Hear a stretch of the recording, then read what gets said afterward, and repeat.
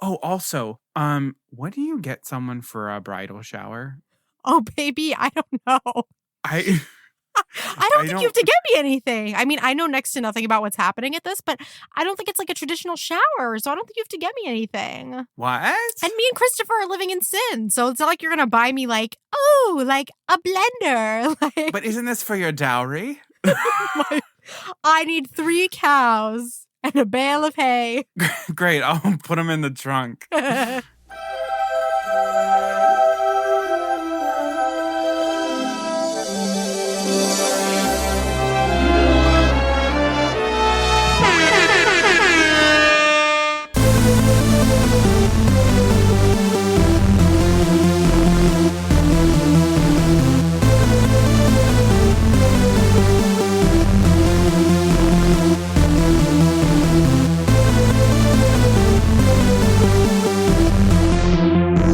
Yes, I've had the odd complaints, but on the whole, I've been a saint. To those poor unfortunate souls.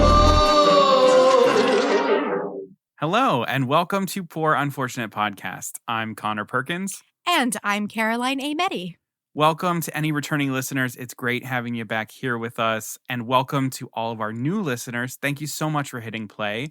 Go ahead and hit follow or subscribe wherever you're listening to the podcast. That way all of our episodes download to your device. You don't miss out on anything, especially any bonus content that might come out whenever. So, hit that button. And then once you get to the end, please make sure to hit 5 stars and leave a written review so that other people can find the podcast. We're seen in search results, all that good stuff. And returning listeners, if you haven't done that on Apple Podcasts, we're actually 3 away from 100 written reviews. So that would be freaking awesome if we could get there. That would be really, really great. Other stuff, Poor Unfortunate Shop is open. So if you need some merch, go to poorunfortunatepodcast.com/shop, see all of the stuff, buy all of the stuff. There you go. All right, Caroline, what's new? Well, Connor and I and Poor Unfortunate Podcast received some very exciting news, and that is that we are now an award-winning podcast. We are very grateful and honored to have won 4 awards in the Chesapeake Podcast Network Awards. So first of all, before I talk about what those were, thank you so much to not only all of you who voted for us, it means the world, but thank you to the Chesapeake Podcast Network and to Rich Bennett, who runs that network, who Connor was a guest on his podcast. He is just a wonderful human being. Yeah, and we're just so grateful to have been included. So we are now the winner of favorite podcast, favorite male host for Connor, favorite female host for me, and favorite host for Connor. So it's just very, very exciting. It's very exciting. It means a lot. We were silly, but it means so we're much. Grinning like little fools right now. We are. Oh, God. So thank you. Just thank you to everyone who voted. Yeah. But in other Disney news, I'm going to start with some more good news, I would say. So as we've mentioned in previous episodes, cast members at Walt Disney World were striking for a livable wage. It was a fight for a livable wage. It has ended in what we can call it a victory. So the cast member minimum wage has been raised to $18 an hour, and all cast members will also receive a minimum of a $5.50 raise over the next 5 years. So voting took place so we are recording this on March 29th. Voting took place today to ratify this new contract. So while this is great news, is $18 an hour a livable wage in the year of our Lord 2023? No. Is it worth the bullshit that some of these cast members have to put up with on a daily basis Absolutely in the freaking Florida and California heat? No. And at the level of joy and cheer that they have to have about their beings at every moment? No. But is it a step in the right direction? Yes. Yeah. So, and the cast members fought for it, and they deserve the world. So, congratulations. Well earned. I wish you have more in the future. I wish you deserve it all. We can give you everything. I know. Take it all. So in some other Walt Disney World news, April 2nd, so now that you're listening to this, it's already happened. that was the last showings of Harmonious and Enchantment at Walt Disney World. So Enchantment will be making way for the return of Happily Ever After, which excites me more than I can possibly explain. And Harmonious, remind me what's happening. It's a filler? Are we getting a filler show? It's a new show. Right.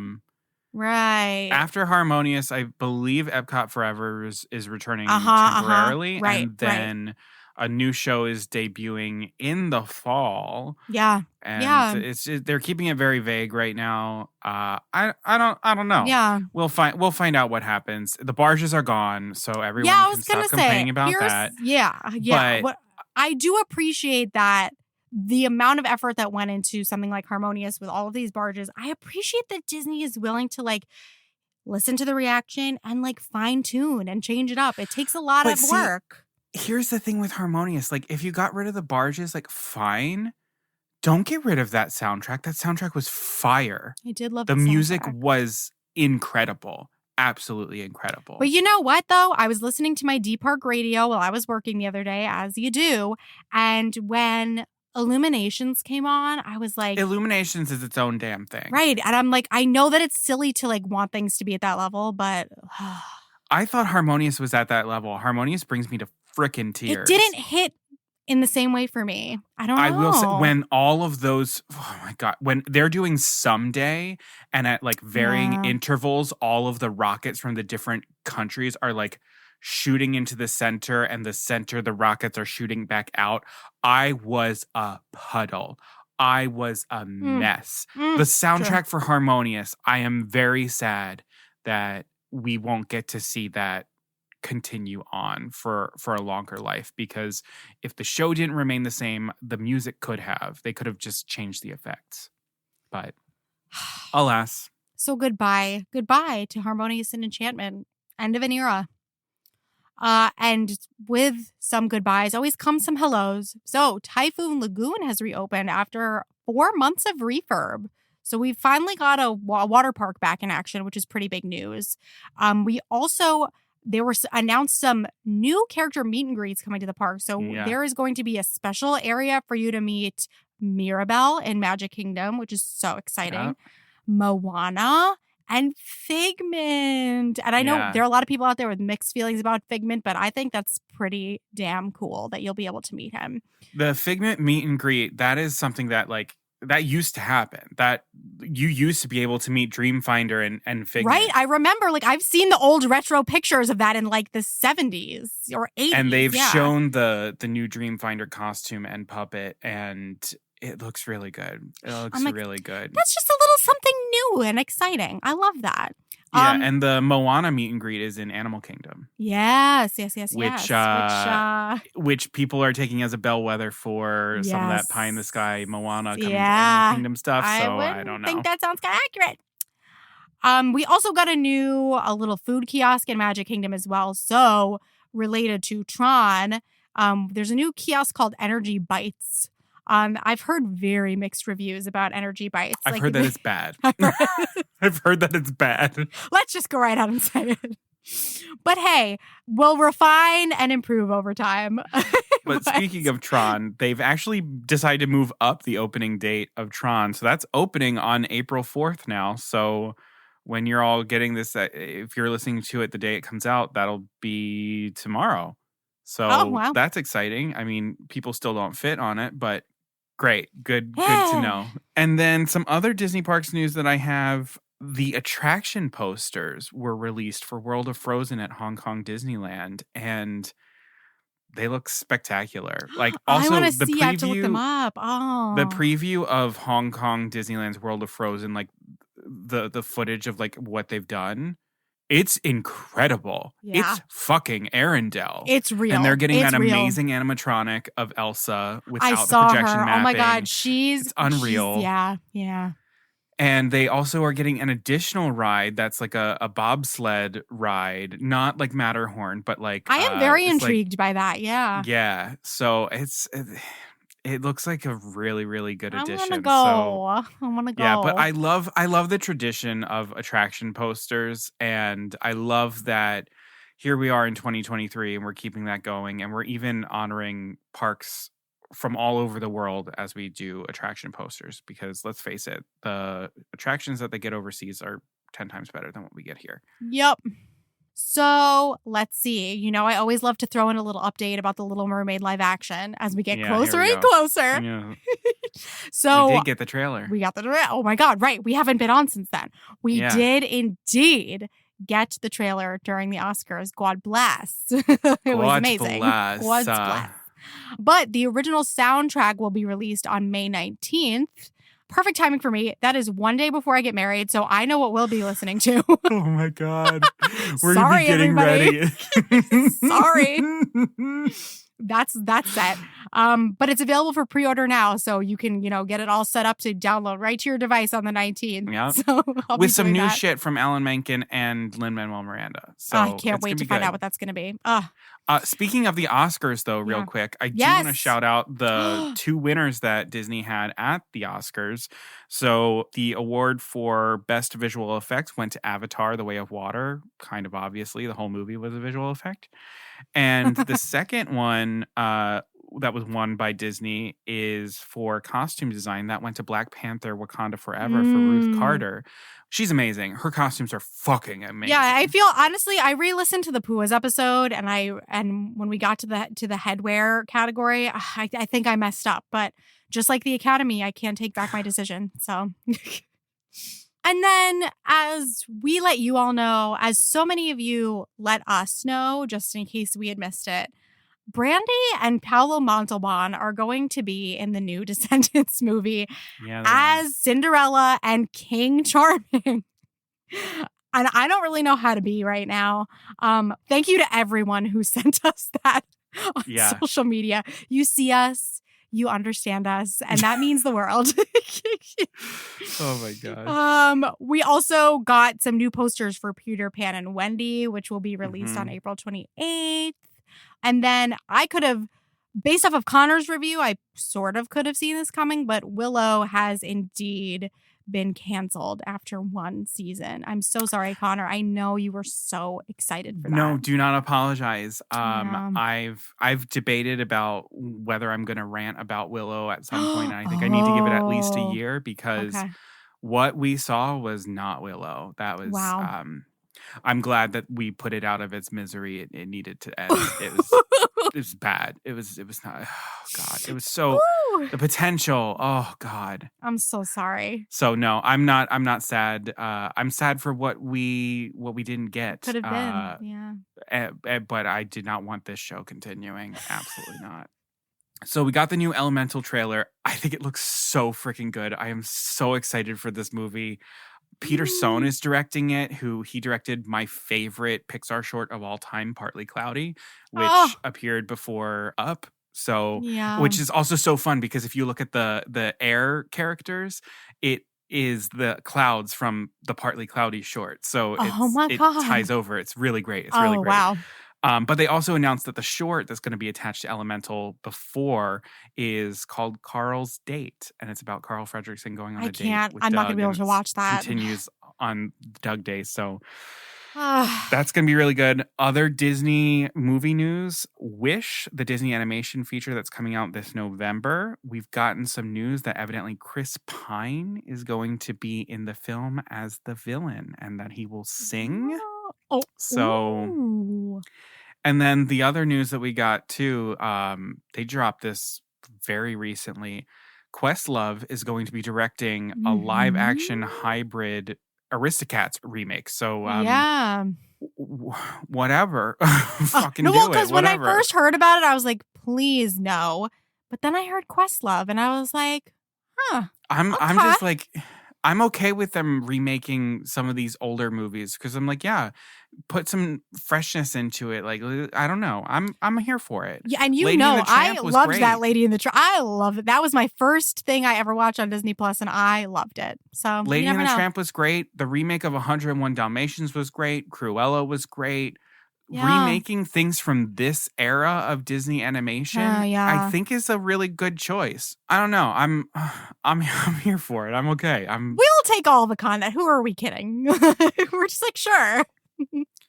All right. So is that everything that you've got? That's what I've got. Then let's dive into the episode. So we are back to a Rant and Rave episode. Woo! This time I have the rant, Caroline has the rave, and we have landed on a topic that is oddly specific, but also is kind of far reaching in Disney. So we're talking today about royal mentorships. So this is any relationship between a mentor and someone who might one day be a royal. And yeah. So yeah, let's dive into these mentor-teacher relationships. Since I have the rant, I'm going to go first. Take it away. Here we go. One of the most famous royal mentorships of all time is that of the boy who would be King Arthur and the wizard Merlin. But does the Disney depiction live up to the legend? Is Disney's Merlin actually the teacher that Wart deserves? Or is there someone else who fits the role better? Mama has some thoughts. I'm so ready for this. Some background information. All right, background information. Sword in the Stone. This movie was released December 12th, 1963 in London, December 25th, Christmas, 1963 in the United States. It was directed by Wolfgang Reitherman. It's based on The Sword in the Stone by T.H. White, which is now published as the first book of T.H. White's The Once and Future King. So The Once and Future King is now what you buy, and it's 3 books in one. The story is by Bill Peet. I love Bill Peet. You do? Yeah. And it was produced by Walt Disney. It stars, among others, Ricky Sorensen, Richard Reitherman, and Robert Reitherman as Wart/Arthur, because puberty as a child voice actor sucks, am I right? Carl Swenson as Merlin, Junius Matthews as Archimedes, Sebastian Cabot as Sir Ector, Norman Aiden as Sir Kay, and Martha Wentworth as Madame Mim, also the Granny Squirrel. Oh, woof. Yeah. I'm not going to give a plot synopsis because I just do not have time for that right now. Go watch the fucking film if you haven't seen it. Like, you know this story. Jesus. So let's just dive in. Oh, you're on fire today. I'm ready for this. Business News Daily lists the 3 qualities of a good mentorship as communication, listening, and teaching. Personally, I don't think this is a very high bar. Be clear and honest, practice active listening and empathy, and create an environment suitable for instruction. At first glance, Merlin doesn't seem so bad. He values and prioritizes education, genuinely cares for Arthur, and gives him the one-on-one attention that Arthur so desperately craves. He is kind and generous, albeit a bit bumbling and confused, often losing himself in the excitement of the future. But still, it doesn't seem too bad from afar. But when we zoom in and look at each quality of a successful mentorship, there are some alarming misses. Meanwhile, throughout the whole film, we see another character actually demonstrate successful mentorship without ever seeking it in the first place, Archimedes. In this rant, I am going to unpack why Merlin is not the best mentor for Wart and how a curmudgeonly old owl steps up to the plate time and time again. Oh my God. We're going to start with communication, the foundation of everything, really. Merlin's communication issues really stem from 3 things: lack of organization, contradiction, and a lack of transparency. Lack of organization. Throughout the entire film, we see Merlin time and time again confusing himself as he grapples with knowledge that spans the past, present, and future. He talks himself in circles or will get ahead of himself to the point that he has to walk back whatever he just said. When Merlin is on his own, he just sort of shrugs it off and keeps going. But that doesn't work when you're trying to get a point across to someone. You need to see how your words are landing, and if they aren't, adapt. You need to have your thoughts and your shit together. In the first scene, between Merlin and Wart in his house over tea, Merlin goes on tangents relaying advanced knowledge that is way over Wart's head. Oh my God. After all, in addition to just meeting Wart a few moments ago, he learns that he has to start Wart's education from the beginning. Merlin monologues while Wart sits frozen in a stupor, blinking in an attempt to keep up. But also thank you, because this is one of my favorite gifts of all time. Yes, me too. A good mentor would see that they are struggling to communicate and adapt their approach. Instead, Merlin just keeps barreling on, and anything that was missed is missed. Later in the film, we see Merlin attempting to teach Wart about how the world is round and revolves around the sun, knowledge that is discovered and backed by science way in the future. When Wart is struggling to make sense of this, Archimedes points out that Wart having this knowledge now, without any understanding of the supporting evidence, would have him labeled as a madman. He observes that, quote, man has always learned from the past, end quote, and to teach him history from the future will just confuse him. Rather than organize his thoughts and lessons into something digestible for Wart, Merlin simply gives up and turns instruction over to Archimedes, the owl. Contradiction.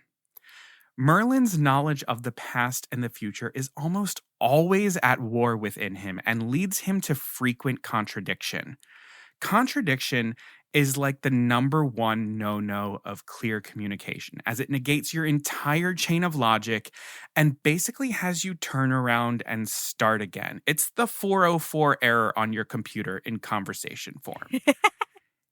In the fish transformation scene, Merlin tells Wart that his transformation is solely physical and that he retains his knowledge of being human, meaning that he lacks any instincts that fish might have.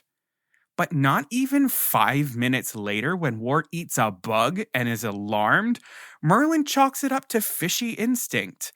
Wart reminds him that Merlin told him that he doesn't have a fish's instincts, and Merlin just says, oh, yes, and moves on. No. Not reassuring. No.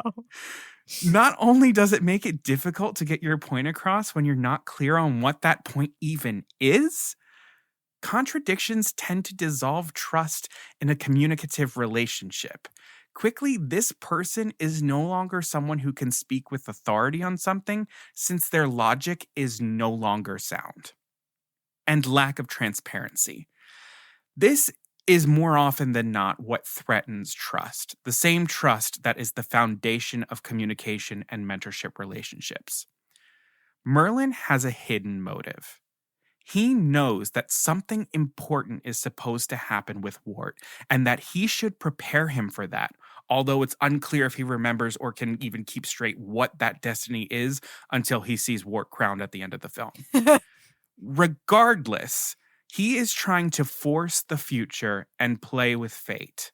And Merlin enters into this mentorship relationship without coming clean to Wart about his intentions and his why. He can be purposefully misleading in the hopes of having a teachable moment when just being open and honest may get the result in a healthier way.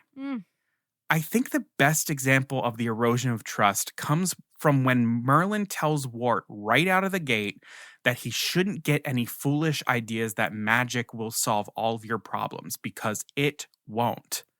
But then privately admits to Archimedes that he intends to cheat and use magic to trick Wart into learning and pull him away from his more medieval, menial tasks. I mean, hell, that's a contradiction as well, considering that he uses magic for most things. I was going to say, right. Packing his house to every single fucking lesson. At the end of the film, when Merlin sees Wart crowned as King Arthur, he begins to rattle off facts about Wart's future, and I can't help but imagine how Wart might react if the movie had one more scene. It's such a betrayal of trust to learn that your mentor and confidant knew more than they let on, and it rocks that mentor relationship to its core. It calls into question the motivation behind every single encounter all the way back to the first meeting. And so here's where Archimedes slays in communication. Ah, Archimedes is actually a much better communicator than Merlin. He is honest without being mean, although he can be grumpy. And he adapts to whatever he is receiving from Wart as a pupil. When he takes over Wart's instruction and he learns that Wart cannot read or write, he doesn't just keep on talking about how he should read the huge pile of books in the room anyway. He adapts and begins to teach Wart the alphabet and how to write. He also doesn't have any ulterior motive. What you see is what you get. When he's helping Wart, it's for the boy's sake, not because he has any knowledge of the future or who Wart might become. There is an honesty that is at the root of his relationship with Wart, which allows them to have such a healthy mentorship and friendship by the time they are on their own at the end of the film. So that's communication. wait, I just love that Strike this is one. turning it. This is so you that it's also turning into like Archimedes absolutely slays. Like that's Oh, so yeah. you. Yeah. Moving on to listening, the next key component of a successful mentorship. While I think there are definitely moments that Merlin falls short as a listener, I do think we can excuse some of that away with the fact that his character is old and bumbling. But where I want to take listening is more in the direction of practicing empathy and being in tune with who Wart is as a mentee. We see Merlin commit the cardinal sin of a mentor. He makes it about him. And not in an obvious way of feeling some sort of competition with his mentee, but rather in pushing his agenda at the expense of Wart. Time and time again, Merlin is dismissive of Wart's other interests, creating a reliance on their relationship only to abandon him later in frustration. So let's unpack this a bit. In casual conversations, Wart confides in Merlin about his duties at the castle and interests in jousting and knighthood, relatively common interests for a boy of his age and background. And also, if he's supposed to become King Arthur, he's going to need to know that shit anyway. Joust, yeah. In these moments, Merlin dismisses his duties and poo-poos his interests. At their first meeting, when Merlin asks about Wart's education, and Wart enthusiastically talks about his combat and horsemanship teachings, Merlin says, quote, "No, I mean a real education," end quote, reducing Wart's studies and interests to something less than. As they travel to the castle, Wart says that he doesn't have the time for Merlin's teaching because of his page duties. Merlin laughs at that as they are, again, below the education that he hopes to impart on Wart. But at this point in their relationship, he doesn't know Wart's life. He doesn't know the people that are responsible for carrying him or the abuse that he suffers. To shrug off Wart's duties and living situation is just flat irresponsible. On their walk near the moat before the first lesson, Wart is going on and on about his dreams and hoping that he is worthy of being Kay's squire. As an orphan, being a squire to a knight is a huge accomplishment. And for Wart, it is the distillation of his hope to move on to something greater. Oh, Wart. Wart remarks that being a squire is, quote, a tough job too, you know, to which Merlin sarcastically replies, quote, "Oh yes, I would say almost impossible," end quote. In that one comment, he completely dismisses what is at that moment Wart's biggest accomplishment and dream. Catty. While all of this is happening, Merlin is also creating an over-reliance on his relationship with Wart. Rather than giving Wart his space, allowing him to develop other relationships and carry on with other duties outside of his role as mentor, Merlin intervenes into Wart's daily life. We see this at the time of the second lesson when Wart is responsible for cleaning dishes in the kitchen. Merlin uses magic, remember that thing that won't solve all your problems, to create an assembly line so that they can play hooky and he can teach him. To him, washing dishes couldn't possibly be as important as a lesson with Merlin, and they have a special relationship after all. But at this point, Merlin is aware of how hard Sir Ector is on Wart, his day-to-day life, and also the castle's general fear of magic. By intervening in Wart's outside life and intervening in this way, he brings down trouble for Wart that costs him being Kay's squire, the best thing in Wart's life at that moment. Merlin also uses magic to impress Wart and strengthen their relationship.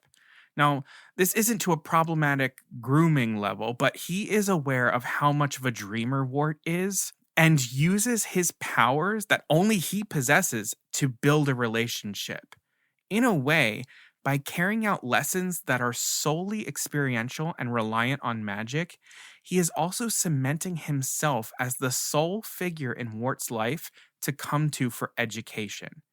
How many months has he been there before Archimedes learns that Wart doesn't know how to read or write? My God. This means that no other type of instruction has been happening, but it also means that without the fundamentals of reading, writing, and math, Wart is cut off from pursuing other types of knowledge on his own. In a way, he keeps Wart in this persistent state of educated ignorance from anything that is outside of Merlin's dictated classroom scenario. And that's unhealthy. Ooh. But perhaps the worst thing of all that Merlin does is leave. And for the reason why. Yeah. When Wart is unexpectedly rewarded with being Kay's squire again, days before the trip to London, Wart hurries up the tower to share the good news with Merlin and Archimedes. After the position was taken from Wart, Merlin appeared to Wart in the kitchen and apologized for his role in having the privilege revoked. He says that he knows the trip to London meant a great deal to him. This same Merlin is the one who, upon hearing that Wart has been reinstated, throws a temper tantrum.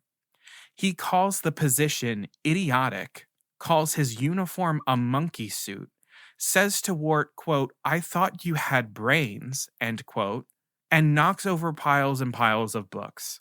As Wart, who is struggling with his identity, being caught between who Merlin wants him to be and who he actually is, begins to cry, Merlin erupts in a rage, saying, "Blow me to Bermuda," and leaves. He leaves Wart there with Archimedes, feeling that he is solely to blame for Merlin's unhappiness that caused him to leave and go to a country he had never even heard of. And he leaves Wart alone without a human advocate as Wart experiences the biggest event in his life, pulling the sword from the stone. Wow, it's so sad. And now let's talk about Archimedes. Yeah. Although a grumpy old owl, Archimedes is a good listener and quite empathetic. When Wart shares the news that he has been reinstated as squire, although he doesn't fully approve, Archimedes swallows his pride and offers genuine congratulations.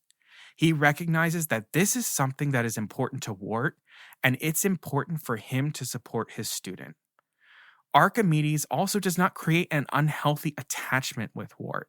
By teaching him how to read and write, Archimedes is empowering Wart with the ability to seek knowledge outside of their relationship.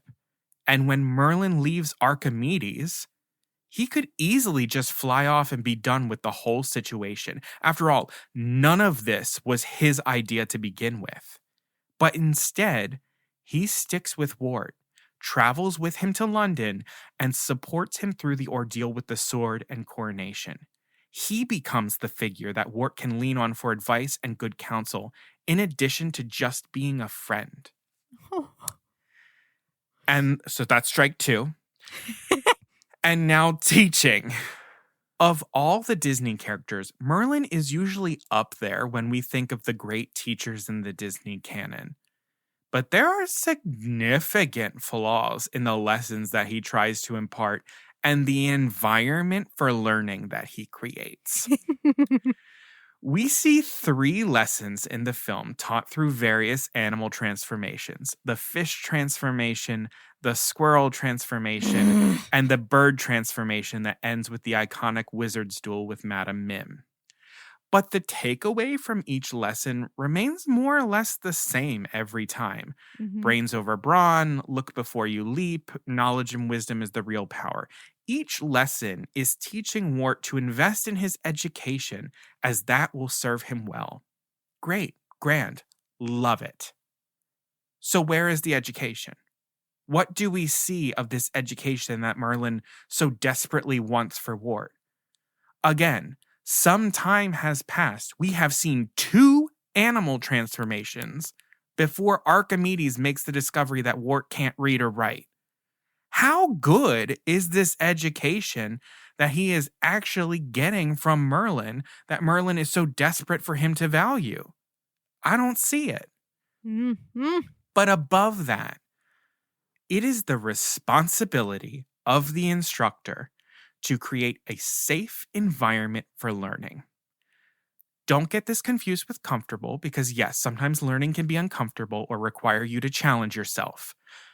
Field trips are important, but you have to make sure that safety is taken care of so the student is free to learn, and Merlin does not do that work. Did he scout out the moat ahead of time and the area they would be swimming in? If so, I'm sure he would have seen that giant-ass pike with the underbite.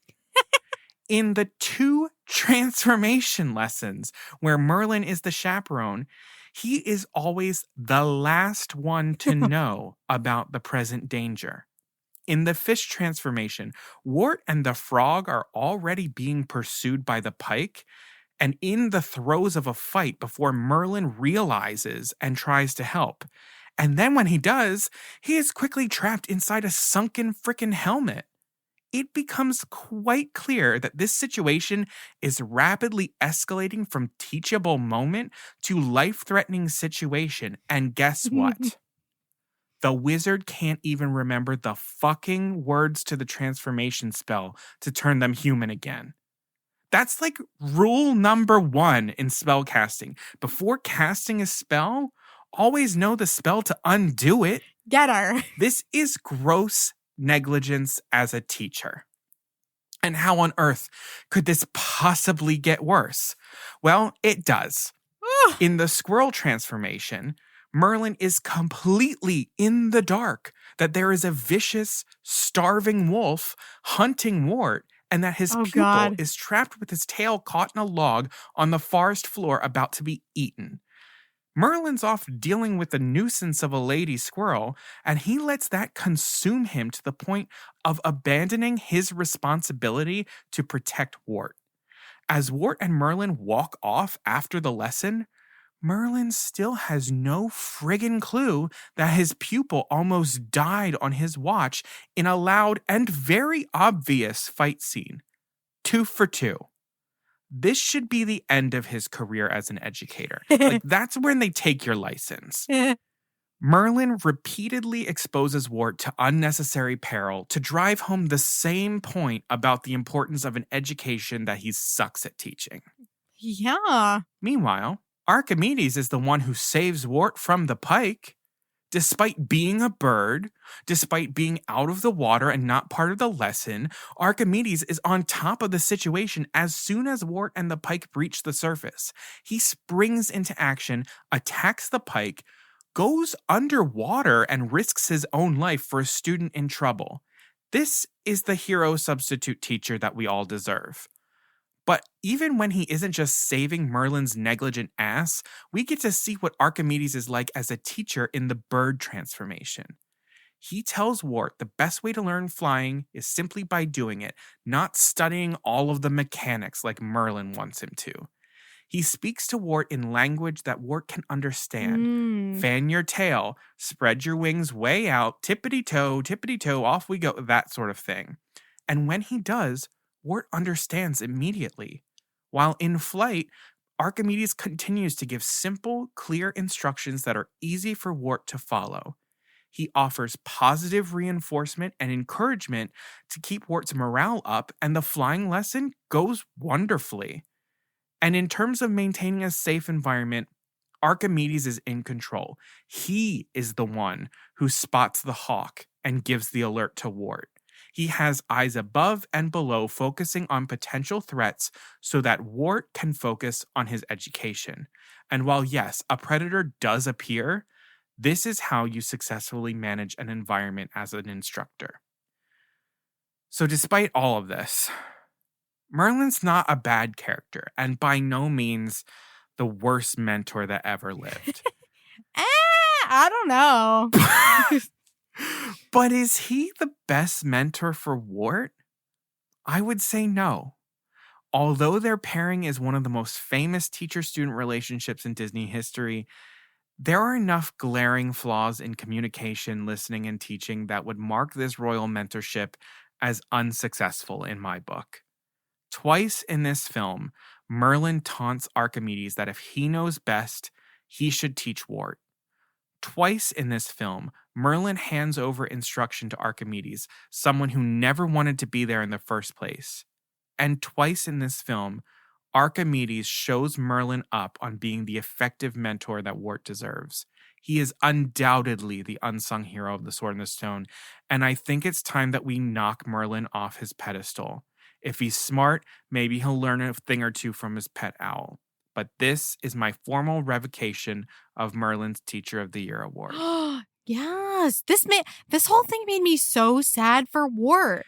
It's pretty tragic. Like, I think about like this Arthur becoming the king. He's gonna be damaged. Like, yeah, he's not gonna be well. Wow. And Wart consistently has just like such an optimistic and bright-eyed and openness to him that when you see him cry to Merlin, because he's crying and he's calling out for help because he's like, I don't understand. I'm trying to please everyone. I'm trying to be who you want me to be. I'm trying to be who my surrogate father and surrogate brother want me to be. And I'm trying to figure out who I even am. And I'm confused and I'm just desperate to find some sort of normalcy. Merlin literally like looks him in the face and says, no, and leaves. Fuck that. That's terrible. Oh, God. That's unforgivable. Mm-mm. And it's so odd, like having I have an interesting perspective because I just saw Camelot on Broadway and like how much Merlin means to that Arthur and how much he relies on him. It's such a strange contrast to look at this Merlin. Like, what? I mean, it's also kind of tragic too. I mean, in the actual Arthur story, because Merlin disappears unexpectedly from grown Arthur as well. And Arthur doesn't understand what happened. And I mean, there's different theories. There's Merlin being trapped in the cave and like this, that sort of, so he's prevented from coming back to Arthur. But it's a sad story. There's a lot of adventure. There's a lot of optimism. It's a story of leadership and love and finding yourself and everything. But there's a hefty amount of heartache that comes with it. I love the legend and I just have never liked this movie, and I think this is why. I don't know, it's just always something just rubbed me the wrong way about it. It didn't feel good. I mean, Merlin never even calls Wart by his proper name, Arthur. I know. Even though when Wart introduces himself, he says, my name's Arthur, but everybody calls me Wart. Merlin never sits there and says, like, okay, wait, Wart. Why? He's like, why would they call you that? That's awful. As someone who is currently a guardian for a small child. Yeah, can you imagine? Ugh. I could not imagine doing this to someone that I cared about. No, it's cruel. No, this made me sad. Oh my gosh, I thought this was going to make me like annoyed, but it made me sad. It's fun until you get into the listening section and like looking at the empathy and the empathy of it. Like, there's a lot of cruelty there. Yeah, there is. Fuck it. All right, cheer us up. Let's do a rave. Okay, I will do my best. This episode is taking on its own little tiny miniature Camelot theme, obviously with the Sword and the Stone tie-in, but now I'm going to tie in some Julie Andrews. Yeah. So I am going to talk about The Princess Diaries and why Queen Clarisse is an absolutely fantastic example of a royal mentor. So interestingly, like, you know, how you talked about, we think about Merlin and Arthur, and it's like the ultimate mentorship, like helping him become king. In the opposite way, I think sometimes we think of the Princess Diaries and we think about the makeover scene, and we kind of have this idea of like Queen Clarisse kind of being like regal and like looking down on Mia, who's sort of gawky and awkward and doesn't really know what she's doing. We think of her teaching her not to slouch and how to wave to a crowd properly. We think of etiquette, even a power imbalance. But what's actually going on between Clarisse and Mia is far more gentle and trusting than the trope of stuffy, unfeeling princess lessons. But first, some background information. So The Princess Diaries was released on August 3rd, 2001.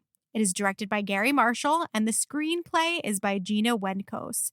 It is based on the Princess Diaries series by Meg Cabot, and produced by our two most absolute queens of Poor Unfortunate podcast, Deborah Martin Chase and Whitney Effin Houston. Baby, baby. Baby, baby. It stars, among others, Anne Hathaway in her big debut as Mia Thermopolis, Dame Julie Andrews as Queen Clarisse Renaldi, Hector Elizondo as Joe, Heather Matarazzo as Lily, Mandy Moore as Lana Thomas, Caroline Goodall as Helen Thermopolis, Robert Schwartzman as Michael Moskowitz, and Eric Von Detten as Josh Bryant. The budget of the film was $26 million, and the box office was $165.3 million. Interestingly, it has a 68% audience score on Rotten Tomatoes and a 6.4 on IMDb, and that's very rude and wrong. Incorrect. That's wrong. So I'm not going to give a whole plot synopsis. In the off chance, I simply don't know why. If you need a little refresher of the Princess Diaries, here you go, right from IMDb. Shy San Francisco teenager Mia Thermopolis is thrown for a loop when from out of the blue, she learns the astonishing news that she is a real-life princess. As the heir apparent to the crown of the small European Principality of Genovia, Mia begins a journey toward the throne when her strict and formidable grandmother, Queen Clarisse Renaldi, shows up to give her princess lessons. And honestly, already, formidable? Yeah, I mean, that's unavoidable because Julie Andrews is playing the role, but strict? I actually beg to differ, but we'll get there. So, interestingly, the origin of the idea of mentorship has strong connections to royalty. So Louis XIV, the Sun King, ruled France for 72 years and hired a priest named Francois Fenelon to become the royal tutor, otherwise known as the governor of the royal grandchildren. Interestingly, Fenelon was not a fan of Louis, but rather than influencing his charge, the young Duke of Burgundy, who was about 7 years old when he began that mentorship, rather than influencing him outright, he used stories, most notably his own version of the story of Telemachus, who is the son of Ulysses, to attack the divine right absolute monarchy. Even cooler, the idea of mentorship is inspired by the character Mentor in Homer's Odyssey.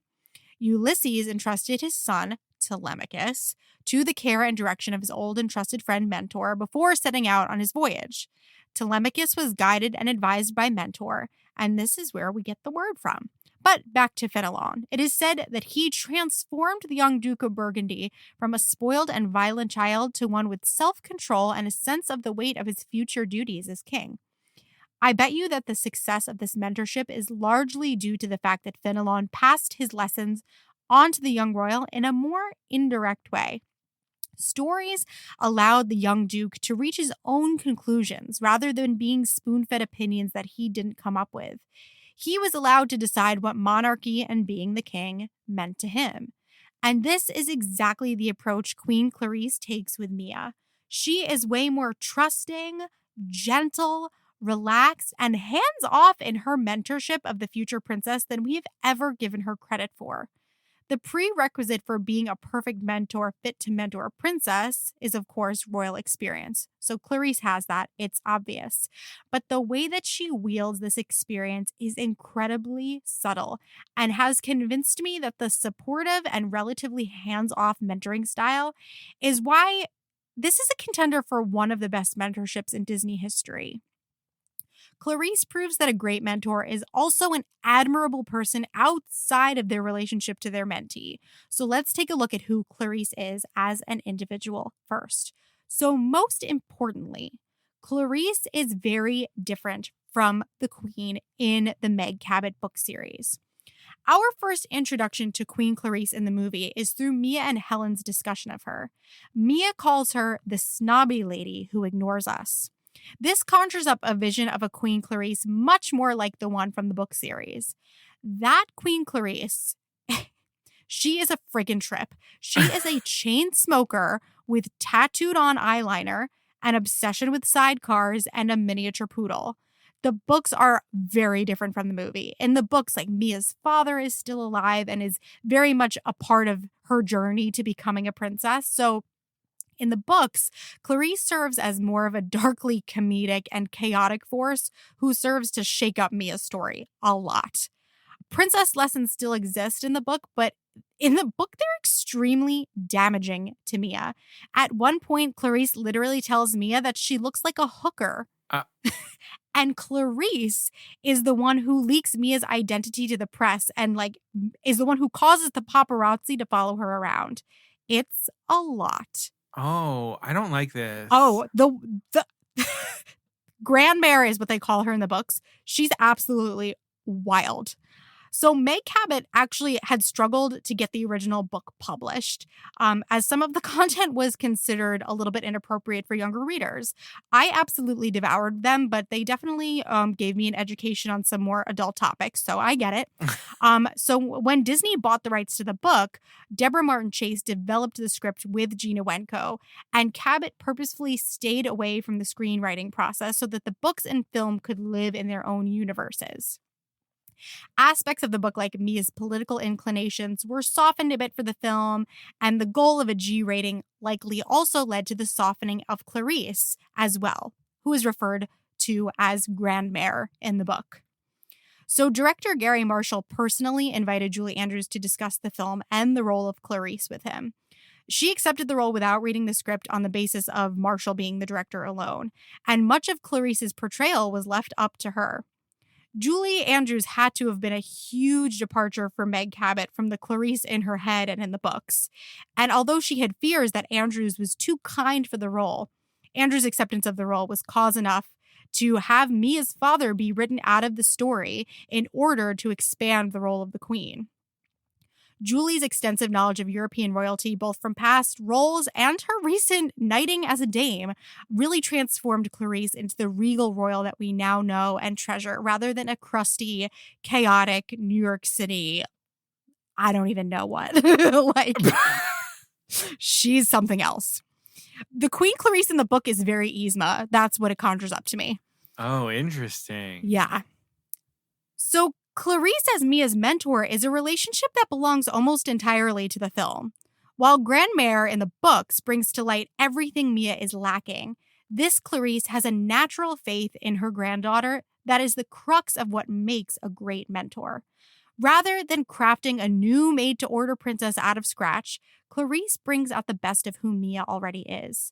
I think this change and this Clarisse are largely responsible for the success of this film. Anne Hathaway's Mia is, of course, absolute perfection. But faced with a more diabolical, shall we say, queen, this movie would have felt way more snarky. But The Princess Diaries has a warm, fun, beating heart at its center, supplied by the mentorship between Clarisse and Mia. So here's one of the great things about Clarisse as a person. She is definitely still imperfect, but she does her best. So despite the beauty, the grace, and the practical perfection that Julie Andrews imbues every role with, this Queen Clarisse is not without her flaws. Okay, so she was a stranger to Mia for her whole life up until this point, which on the surface does not look great. But we do find out later that Philippe, who is Mia's father, and Clarisse agreed to stay away from Mia, granting Mia's mother Helen's wish that she be able to have a normal childhood. So we quickly learn that what appeared to be a haughtiness or a lack of care was actually Clarisse acting with Mia's best interests at heart. One of Clarisse's most glaring missteps is when she shames Mia for the incident at the school beach party, resulting in less than regal photos of Mia being plastered all over newspapers. I embarrassed the family, didn't I? Asks Mia. And Clarisse replies, yes, you did. I think you're making a wise decision to abstain from the job. Listen, I actually already have to give Clarisse some points here because she could have blown up at Mia, or she could have been at least super stern and a little bit shamey, or even used some choicer words, but she really doesn't. And despite the fact that she really did keep her cool, when Joe tells Clarisse that she was too hard on Mia, we really see her take in what he says. She never becomes a wet noodle, though. She reminds Joe that it is her job to be critical of the person who could become the next ruler of her country. We see some of her real frustration for a moment, which she notably did not show Mia. But she never shuts down and never tells Joe that he's wrong. And then lo and behold, a few days later, Clarisse has clearly listened and taken his words to heart. She offers Mia an incredibly sincere apology. She says, I came to apologize for the way I spoke to you about the beach incident. It was judgmental of me. I didn't pause to verify the facts. No gaslighting, no over-explaining, just ownership of her actions and her words and her attitude. And as this relates to her role as Mia's mentor, without this kind of humility, a mentee relationship will crumble. If Mia, being as insecure and judgmental of herself as she is, ever felt like Clarisse was this unreachable, condescending queen on a pedestal, she wouldn't have made it past one princess lesson. I think this is also just the beauty of Julie's performance. Julie Andrews is so damn perfect that it would honestly be easy for her to come off as a little holier than thou without even meaning to. Because let's face it, Julie Andrews really is better than all of us. She's better than all of us. Than everyone. She is. But she gives Clarisse this very no-nonsense, straightforward humility that makes it so easy to love her rather than view her as uptight. Clarisse is also patient and totally unflappable. We never see Clarisse sweat, despite the fact that basically every character in the film, maybe Joe aside, really tests her. She never loses her temper with anyone. She never condescends, and she never bats an eyelash at the most major chaos. Here are a few quick examples of the true, let it roll off your back nature of Clarisse. I mean, the dinner party. The dinner, alone. That's the first example. After Mia causes a near disaster at the state dinner party, Clarisse is quick to just laugh along with everybody else. This woman could not be further from stuffy. This is one of my favorites. When Clarisse is being bombarded by paparazzi at Mia's school, she does not even blink. And in an absolutely iconic moment, one of my favorites, she takes the microphone out of a reporter's hand who's just shoving it in her face, places it in his shirt pocket, pats it gently, and walks away. Oh my God, what a power move. Even at the end of the film, in the moment when Mia is either going to accept or turn down the crown, it looks like Mia has straight up ghosted at the most important event in Genovia's recent history. But aside from one fleeting look of disappointment, Clarisse steps up and prepares to speak in Mia's place. No anger, no complaining. Mia arrives soaking wet in a sweatshirt. The woman does not bat an eyelash. Clarisse, she just also meets most things in life with not only patience, but this low-key, incredible sense of humor. One of my favorite lines of hers is, "It's bigger than orthodontia," when Mia compares becoming a princess to getting braces. Chef's kiss. Just so good.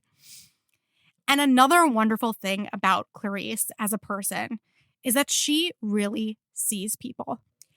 I think one of the most gorgeous lessons that Clarisse teaches Mia is how to be seen. Clarisse is the first person who fully takes Mia in, sees her, has feedback for her for sure, but doesn't outright eviscerate her. When she's teaching Mia not to schlump, she's teaching her how to take up space. It's obvious from the way that Mia blossoms that making someone feel seen is the most important thing you can do. But Clarisse does it to everyone. When Vice Principal Gupta, iconically played by Sandra Oh, will oh my God, will not get out of Clarisse's face and stop fawning over her. Clarisse gets rid of her. Finer china. Such a good Here, scene. and she hands her the styrofoam cup. It's that whole movie. It's so good. Clarisse gets rid of her, not by dismissing her, but by making her feel even more important by asking her to look into matters of royal security at the school. She's able to take someone in and quickly assess the real human need underneath the behavior that could be super irritating. Vice Principal Gupta clearly just wants to feel needed and feel important, and Clarisse just gives that to her. I mean, she knights a trolley driver for F's sake. Yes. And you can see in his face that he feels appreciated for, I don't know, maybe the first time in his life. She recognizes that for most people, being seen and acknowledged by a royal carries a lot more weight than being recognized by a regular person.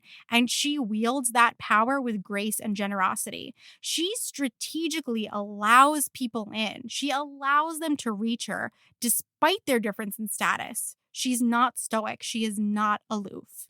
And it's just clear that everyone adores her, from Charlotte to Joe to Paolo. It's because she makes everyone feel special. She trusts in their opinions, allows them to fully carry out their duties without interference, and doesn't lord being a queen over anyone. And on that note, if we're going to judge people by who they surround themselves by, Clarisse is clearly a winner. Everyone she works with has a genuine heart. No snobbery. My favorite example of Clarisse seeing people is in the way she treats her children. Parent-child expectations can always carry a lot of baggage, and then just quadruple that when the family is royal. Hello, Prince Harry. But Clarisse let her sons, the two heirs to the throne, live their lives exactly as they pleased.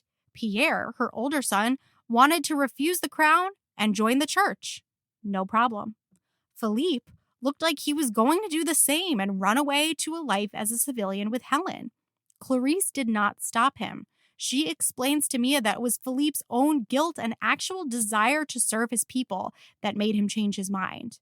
It's so difficult for many parents to watch their children lead lives that aren't what they envisioned for them. And Clarisse has the stakes of the throne added to this equation, and she just simply lets her children be who they want to be. It's really beautiful. And then we see her do the exact same thing with Mia. Despite the fact that the stakes are now even higher, with Mia's refusal of the crown meaning the end of the Genovian royal family as Clarisse knows it.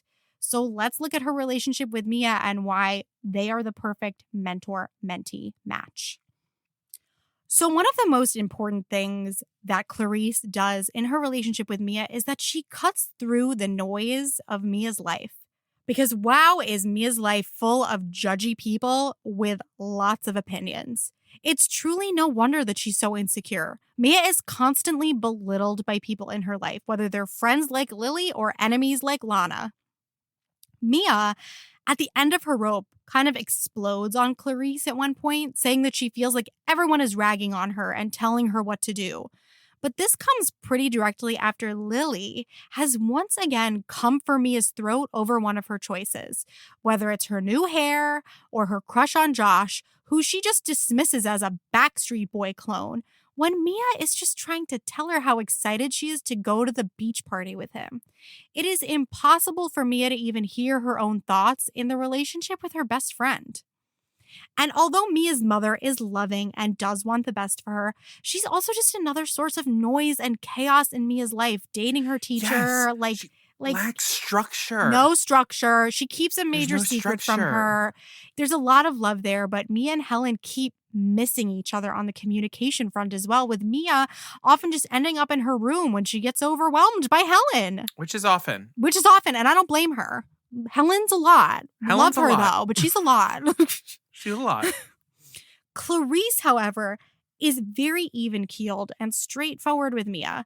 The princess lessons, rather than being a nuisance, start to feel like a place where Mia can actually escape from the chaos and noise of her life. It actually really struck me during this viewing how we just kind of look at this movie in our minds as, okay, girl gets a makeover and is taught by her grandmother how not to be a clumsy nerd. It indicates an expectation of a sternness or a harshness from Clarisse that really just doesn't exist. I watched her closely in every princess lesson scene, and she's honestly chill as fuck. In one scene, she's even just doing some paperwork while Mia practices sitting up straight.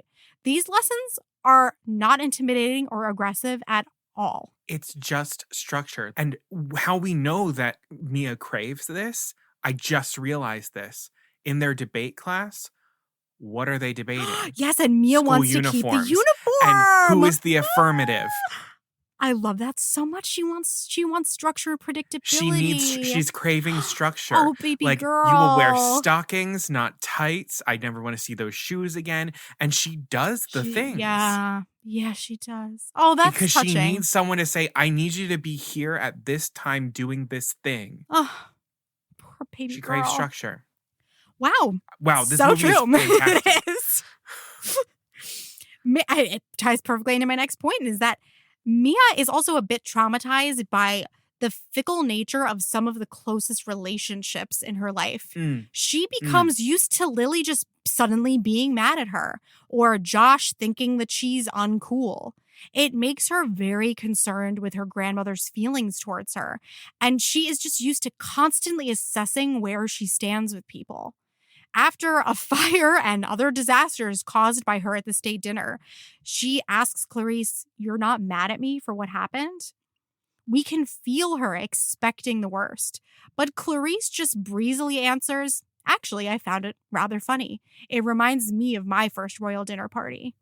And although this is arguably the most high-stakes situation in Mia's life thus far, Clarisse finds a way of constantly lowering the temperature. The next key part of this relationship, Clarisse never pressures Mia. There is shockingly little to no pressure from Clarisse for Mia to accept the throne. The entire future of Clarisse's country hangs in the balance. The stakes are high, and she clearly never intends to do anything except acquaint Mia with what a life as a royal entails, and then allow her to choose it or not choose it for herself. She constantly reminds Mia that no matter what she decides, she is her family first. This is a sign of a fantastic mentor. She makes it clear that Mia the person is way more important than Mia in the job that Clarisse is mentoring her to take on. You're still family. Just because you don't want to be our princess doesn't mean that we're sending you to exile, she tells her. And she adds in later, "Oh, my dear, you are first and foremost my granddaughter." I'll cry. Clarisse doesn't sugarcoat the expectations of a princess in order to convince Mia to take on something that she might not actually be ready for. She says, "People think princesses are supposed to wear tiaras, marry the prince, always look pretty and live happily ever after, but it's so much more than that. It's a real job." Though it actually might be in Clarisse's best interest to do so, she never manipulates the reality of being royal. She presents it as it is and largely without commentary. Mia's consistent feeling that everyone in her life is telling her what to do makes her shut down a lot and strengthens her desire to become, as she says, invisible. Clarisse's lack of pressure is what actually allows Mia to feel safe enough to visualize her life as a princess and allow herself to look at the possibility of being something other than invisible. And on that note, Clarisse accepts Mia for who she is. Clarisse takes Mia at face value. The makeover scene might feel like an exception, but to me, this actually feels like an extension of Clarisse's work to make Mia more comfortable with taking up space and being seen. Mia truly cannot stand to be looked at. She tells Clarisse as soon as she meets her that her expectation in life is to be invisible. The makeover is gorgeous and iconic, yes, but on a literal level, it clears everything away from around Mia's face so that we can actually look into her eyes and really take her in. It's not about the perfectly plucked brows or the blowout. It's about preventing Mia from continuing to hide behind her glasses or her hair. And Clarisse also doesn't make Mia do all of the bending. She is willing to go outside of her comfort zone as well. Their day out in San Francisco with arcade games and corn dogs is best part. Beautiful. I mean, she's willing to do what Mia likes to do, no matter how odd it may feel to her. And she recognizes when Mia has hit a little bit of a breaking point and just needs some love and care and fun. Yes. As a mentor, she recognizes that hammering away at the goal at the expense of the mentee's emotional state is just counterproductive and honestly cruel. She has her priorities straight. And as I said before, Mia the person before Mia the princess. But Clarisse is also not an overly sappy, insincere mentor who just like lavishes on praise or assurances that aren't true if Mia's feeling a little bit down. When Mia tells Clarisse that she'll be turning down the crown because she can't bear to disappoint her again, Clarisse doesn't launch into an overly encouraging speech about how Mia could never disappoint her, because honestly, that would be a lie. She doesn't rebut Mia's feelings with falsities. She simply allows Mia's feelings to be present and be what they are. She looks at her and just says simply, I have faith in you. No explaining away anything. Interestingly, a great part of this relationship is that Clarisse, while being Mia's opposite in a lot of ways, also relates to her. And I think it's the perfect balance. So usually a great mentor possesses skills that the mentee lacks. And Clarisse certainly models behavior that it would do Mia good to learn. Mia is a very absolute thinker. We hear her say never and always, and this is as good as it's going to get. While Clarisse, as we talked about earlier, has a much more fluid view of the world. For example, she views the paparazzi, who could be a major thorn in her side, as just something the royal family has always dealt with and will continue to handle. That's how she puts it. Mia also has a hard time making people feel special and keeping her word. It's what causes her major fallouts with Lily and Michael, two of the people who are closest to her. Clarisse, as we discussed earlier, is an expert at making people feel special. But rather than simply teaching Mia the things that she doesn't know, and therefore highlighting their differences in knowledge and experience, Clarisse tells Mia often that she can actually relate with her. Clarisse is royal by marriage, not by blood, and likely had her own adjusting to do when she joined the Genovian royal family. She references her own imperfect royal dinner and tells Mia at the film's conclusion, I recognize the same spirit in you as someone else I know, me. If Clarisse was a less than amazing mentor, she would see so much of herself in Mia that she would expect Mia to behave and make choices the same way that she would, but beautifully. Mia only becomes a more confident version of herself through Clarisse's mentorship. As I watched her evolve, I was kind of like sort of on autopilot, like looking for ways that Mia became more like Clarisse and which traits she picked up from her. But her shows of strength, from coning Lana to pushing past her fear of public speaking, are quintessentially Mia. And finally, the most important part. Clarisse sincerely believes in Mia. Lesser mentors may approach a mentorship with the view that their mentee will only succeed because of their help, that they need their mentor in order to be worthy. But Clarisse indicates often that Mia's worthiness is intrinsic. Whether it's Mia asking or whether it's Clarisse discussing it with Joe, Clarisse never expresses anything but full faith in Mia's ability to rule, as well as faith in her ability to decide what's best for her own future. She lets Mia know that she can do it, and she leaves it at that. And she teaches Mia that setbacks are a part of anything and not indicative of her potential success as a princess.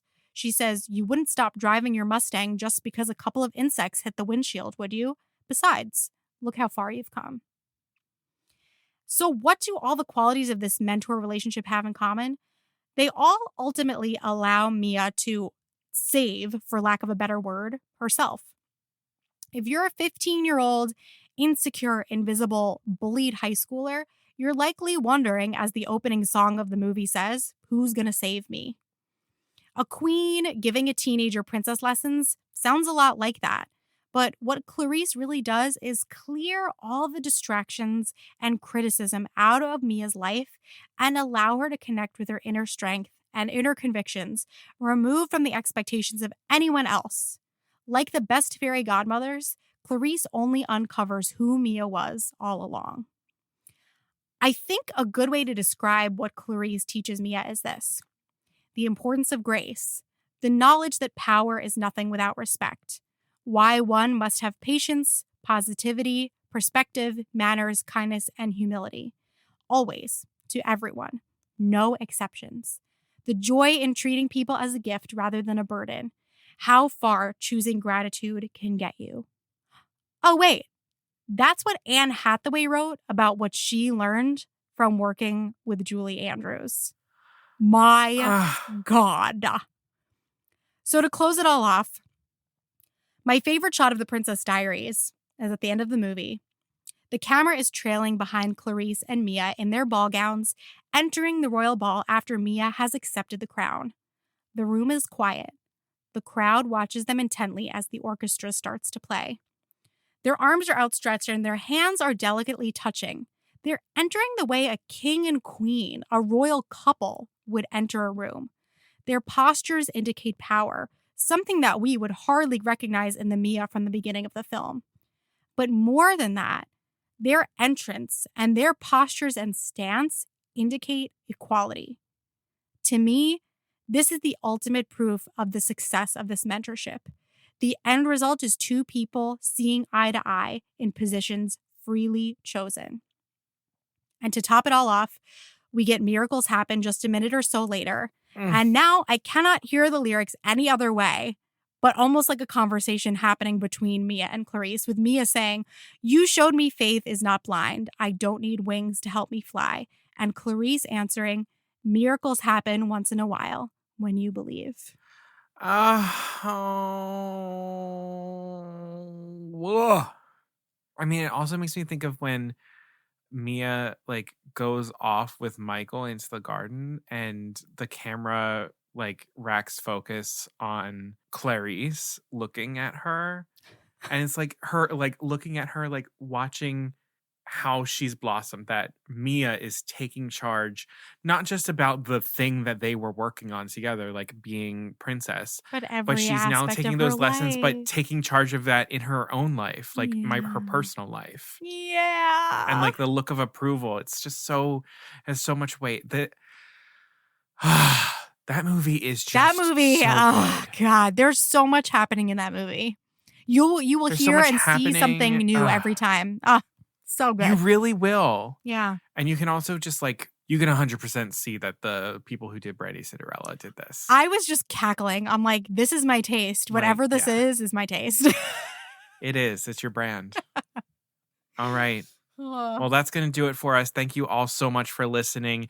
If you liked what you heard, please remember to hit 5 stars and leave a rating and a written review wherever you can. Apple Podcasts, Good Pods, Spotify, Facebook, all the places. Your review could be the difference between someone hitting play or passing us by. And we're so close to 100 reviews on Apple Podcasts. So if you're listening on Apple, which I know a lot of you are, make that happen. Thank you. And please follow us on social media. We are at Poor Unfortunate Podcast on Instagram and Facebook, and we are at Unfortunate Pod on Twitter. And I keep forgetting we are also on TikTok. Yeah, we're on TikTok. At Poor Unfortunate Podcast on TikTok. It's the same thing that you'll find on Instagram, so don't sweat it if you haven't been following us there up until now. We will, of course, want to hear your opinions about this episode. During our previous episode, the Poor Unfortunate Awards, we presented some reels of the nominees. We asked your opinions on some of the categories. So we love to hear what you think about the episodes. So it's a great place to make your voice heard. But if you want even more Poor Unfortunate podcasts in your life and you want to talk more about the episodes, tell us what you think, meet other people who listen to the podcast, please join us in our private Facebook group, the Poor Unfortunate Fam. I think that's also something else that is inching closer and closer to 100 every day. Yeah. So let's get to 100 reviews and 100 people in the fam. What do you say? That would be great. Miracles happen, right? Yes. Yeah, I say yes too. Once in a while. And if you're looking for some merch, you can always go to the Poor Unfortunate shop. It is poorunfortunatepodcast.com/shop. T-shirts, sweatshirts. What else do I have? Bags, hats. It's the sun's coming out, folks. So you might want to get a hat. Oh, the baseball hats are so good. They're really good. There's 3 colors. There's pink, blue, and black. Oh, yes. So yeah, poorunfortunatepodcast.com/shop. Get your merch. And as I always say, it does take us a little bit of money to keep the podcast up and running and coming to you. We do have a PayPal account. It's linked in the episode description and in our website links in our social media profiles. Truly anything that you have to spare goes a long way for us. It can be $5, $10, more than that. You can make it a one-time donation, a monthly donation. It all just goes right back into the podcast, helping us keep it free and ad-free for the most part. Special thank you, as always, to all of the folks who are donating on a monthly basis. Thank you. Your donations mean so much to us. They help us keep this going, and we wouldn't be here without you. So thank you, as always. Alrighty. Well, that's gonna be the end, right? That's it. Yep. That's it. Well, until next time, Beluga Savruga.